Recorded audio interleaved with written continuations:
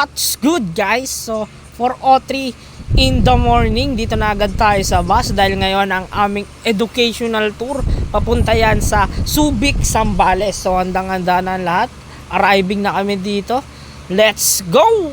This is the life I was given. This is the life I love country living. This is the life meant for me and you. Okay, touchdown on our first stopover somewhere in Pampanga. You know, talagang good na good ng morning kasama ang totoong tropa. You know, simple, geng-geng eh. Oh.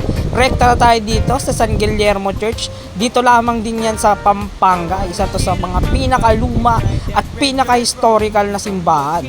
Imagine niyo guys, yung entrance pala na yan. Yan pala yung dating choir lobe ng simbahan.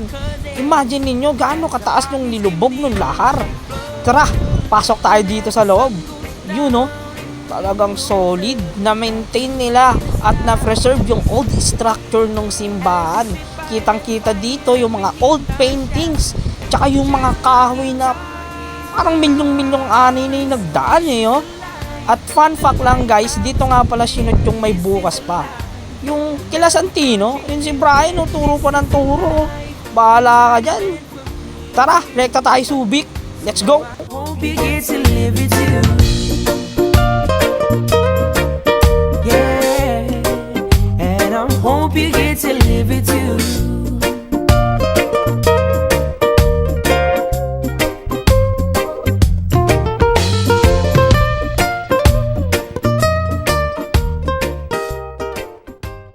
So ayun, after ng konting picture sa Subic Bay, rekta tayo dito sa FBM kung saan dito sa amin pinakita yung process na ina-undergo ng mga karton, yung cuts, yung folds. So dito namin nakita yon.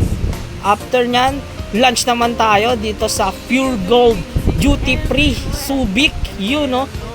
At aside from that guys, galing na nga rin pala kami sa paggawaan ng Canon at Brother. Doon namin nakita yung paggawa ng printer at ng ink nila, pero sa kasamang palad bawal mag-video doon.